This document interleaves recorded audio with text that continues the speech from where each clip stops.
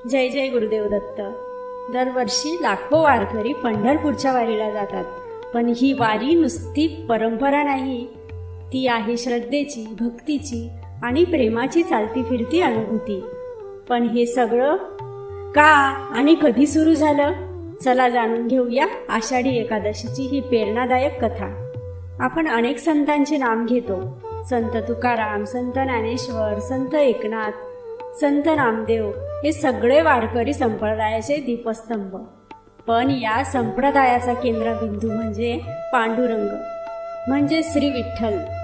पण आषाढी एकादशीचं खास महत्त्व कशामुळे? कथा आहे पुंडलिक नावाच्या एका भक्ताची। तो पूर्वी फारच स्वार्थी होता। आईवडिलांची सेवा करणे त्याला आवडत नव्हते, पण कालांतराने त्याचं हृदय परिवर्तन झालं। तो एवढा भक्त झाला की त्याने पूर्ण आयुष्य आईवडिलांच्या सेवेला अर्पण केलं।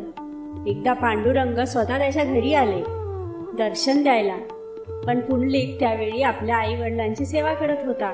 त्याने देवाला क्षमा मागून म्हणाला, माफ करा देवा, पण आईवडिलांची सेवा करत असताना मी तुमचं दर्शन घेऊ शकत नाही। ही वीट घ्या, त्यावर उभे राहा। देव त्या विटेवर उभे राहिले आणि आजही विठोबा म्हणून आपण त्यांची पूजा करतो।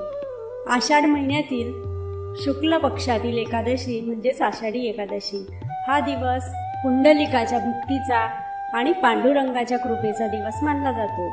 म्हणूनच या दिवशी लाखो वारकरी पंढरपूरला चालत जातात, टाळ मृदुंग वाजवत, अभंग म्हणत, एकच गजर करत, ज्ञानोबा माऊली तुकाराम।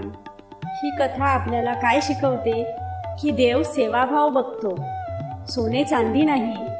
भक्ती म्हणजे नुसती प्रार्थना नाही, ती आपल्या कर्तव्यातूनही प्रकट होते। म्हणूनच पुंडलिकाचा भक्तियोग सर्वात मोठा योग समजला जातो।